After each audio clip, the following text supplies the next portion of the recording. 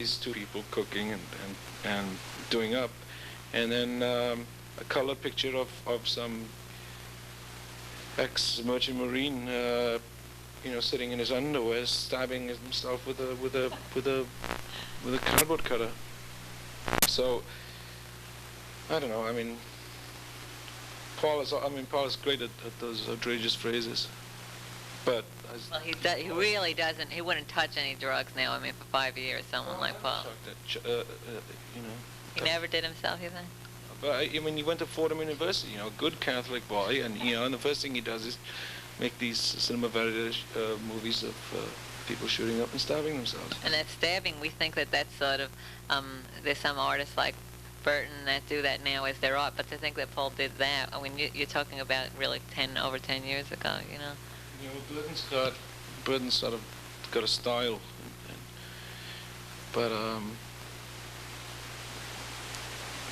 I couldn't understand when I saw the color picture of this guy, but the film opens with this tracking shot of his arms, and you see these scars on his arms, and he never connected, and then he puts this blade in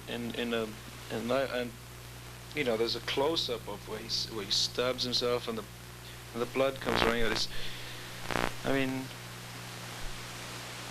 I think that's really more hardcore than Burton stuff. Burton stuff is real stylish and very pretty. So getting shot in the arm is. And anyway, the guy, if you ever get to talk to him, I was going to call Chuck Connors once and tell him, like he should be on Thrill Seekers, because hanging himself upside down and making films of crashing to the ground, and all the stuff that I've seen in Burton's catalog, so is sort of very nice. He never takes anything but a calculated risk. Whereas a lot of stuff that Chuck Connors had on Thrill Seekers was very dangerous. I mean, he had the guy who liked to blow himself up. It was also another calculated risk, but some of the stuff that they had on there was just nuts. Do you go to art galleries or any of those kind of stuff? I avoid it as much as I can. All right, now, another question. Can you name one person as being the that whole period? I guess were you also friends with Gerard and I know you said you knew Ed Hood. Did you know you knew everybody back then? Or do you think any people were really completely crazy? Or their image? People like Edie Sedgwick, what was she? Well, you're asking for a catalog, not only of what crazy and what an image and all that, but I mean of all those people. I don't think any of them. I think they're products. I mean, you got to start from the point of view that everybody is capable of killing somebody. If you just set them up in the right situation, you say the right number of words, you'll trip them, and you'll set off this thing in people's heads. The North Koreans knew that. I mean, the Vietnamese, North Vietnamese knew that, and the way they treated prisoners. I mean, you can condition people to anything you want. So you start with that as like a criterion of the effect that one person has on another, and you put it into a melting pot like New York, and who knows? Anything. Yeah. I don't know. You can't really point a finger at anybody. I don't think anybody's really crazy. What can I? I can look at a guy who works as a bank teller, I thought you've got to be crazy to do that, but he's... That's right. Well, Andy, in Andy's new book, he talks about how all those people used to be so appealing, and now he, they all were interesting and creative to him until things would happen, like someone would shoot him, then he was petrified.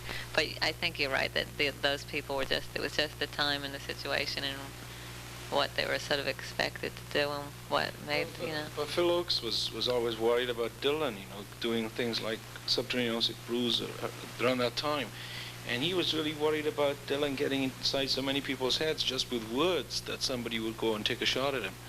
And I think Mick Jagger is ultimately responsible for what happened at Altamont.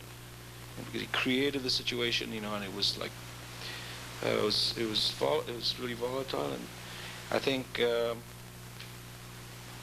I think Andy must have known that he was, he was creating a situation like, that was ripe for someone like Valerie Solanas to do that.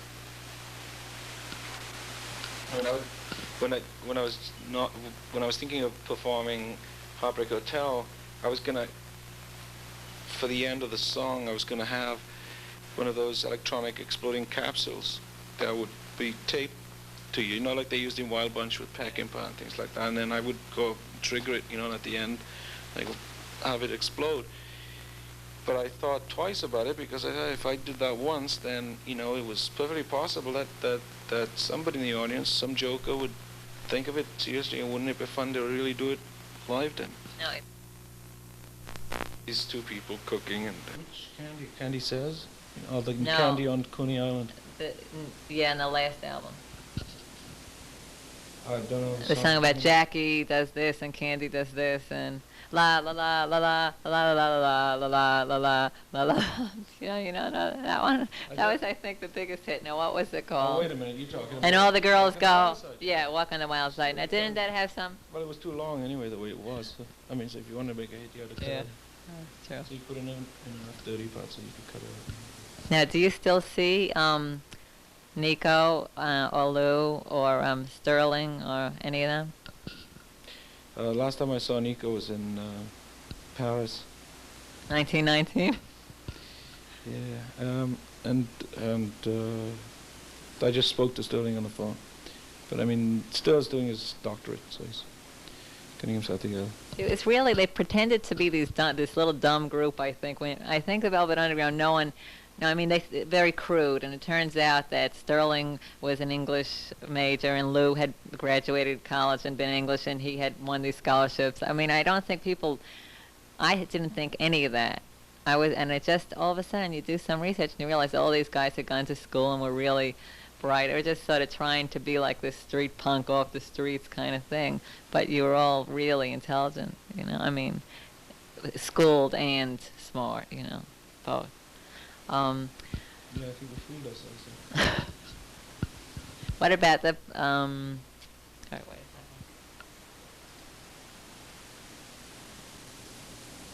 Oh, okay. Can you cut that part out? Can I ask you a little about your wives? Or at least, My wives? well, everyone wants to know about stuff like that. Just that he was once married to Betsy Johnson, and that was at a point where she had the greatest dresses in the whole world. And I was thinking it would be really great if I had worn, there's some dresses that you save